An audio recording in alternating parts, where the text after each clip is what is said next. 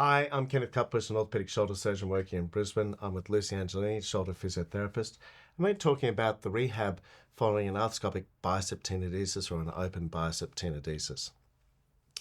So a bicep tenodesis is a very common operation, normally done as part of another operation. However, we do occasionally do that on its own as an isolated procedure. And typically, it will either be done arthroscopically with the tenodesis up above the pec major, or if it's a chronic one, I'll do it through an open approach below pec and do a sub-pec, what we call a sub-pec tenodesis. And that's more for a chronic one where the tendon has to be retrieved and teased out so we get length of tendon to repair it. You'll be typically in hospital for one night. The next morning, the nurse will change your dressings and check them, and you'll see the physiotherapist. You'll be in a sling. The sling will have a bolster on it, but you won't need the bolster to leave hospital. So that's something you can work out with the physio, whether you prefer the bolster or not, and go through that. So you'll be seeing the hospital hospital physiotherapist before you discharge. Discharge is normally about 10 a.m. So what's going to happen when they see the physio in hospital? So for the first 6 weeks while you're in a sling, we want to make sure that the adjacent joints don't stiffen up. So you'll be taught how to make sure that your hand and wrist, your neck, your shoulder and your elbow, how to move those. So the important thing is that we want to keep the biceps nice and relaxed. So it's moving the elbow passively. So obviously the bicep bends the elbow and turns the palm up. So we're making sure we do both those things passively. So using your other hand to keep your elbow moving and your other hand to make sure that your supination is passive. Then you'll be taught how to do a pendulum, which is important for dressing and taking care of your axilla. And you'll be taught how to do some external rotation and making sure that your neck moves well as well. So some range of motion exercises, but the main thing is going through keeping your biceps nice and relaxed. Yeah, so the key focus of the rehab is protecting that bicep tenodesis, the bicep repair.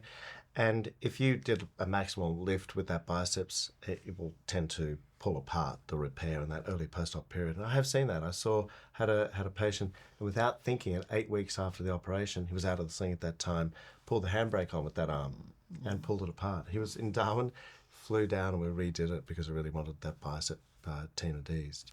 So that's the big thing. Range of motion of the shoulder, a lot of like a rotator cuff repair or something like that, we're really wanting to slow down the range of motion, but that's not the problem with this operation. So external rotation, internal rotation isn't the problem.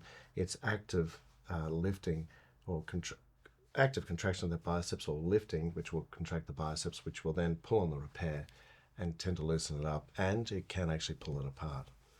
The repairs are only so strong. We've got to get that to heal.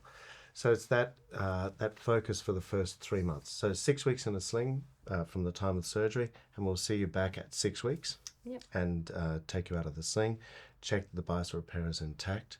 And what will you be teaching them at that point? So at that point, we'll be encouraging you to use your arm for all your light, normal day-to-day activities. So using it to eat and wash and dress and groom, all those kinds of things.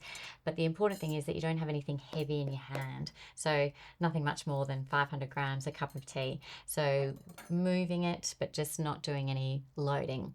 Now, because we don't strengthen the bicep until 12 weeks, because we're protecting it, but we can do a little bit of light strengthening of the rotator cuff, not with any weights, but we can use gravity or light bands to do some strengthening of the posterior cuff during this time. Yeah.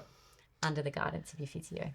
And then we'll see you again at 12 weeks after the operation. What are we doing at that point? So then we can start to strengthen the biceps. So that's exciting.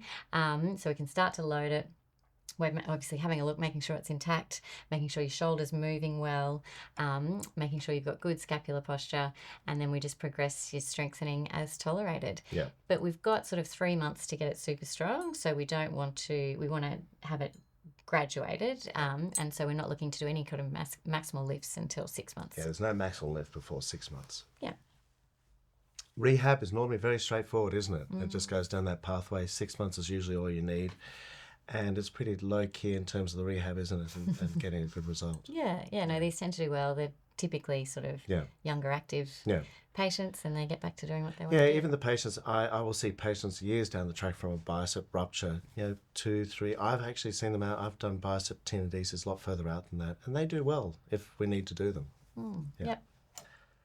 So there you have it. That is the if you're thinking about having your biceps fixed, that's what you've got to look for, and that's that is one of the things with this operation, because some people rupture their biceps spontaneously and are thinking about surgery, and that's one of the good things to know what's actually involved, because you may think twice about having the surgery.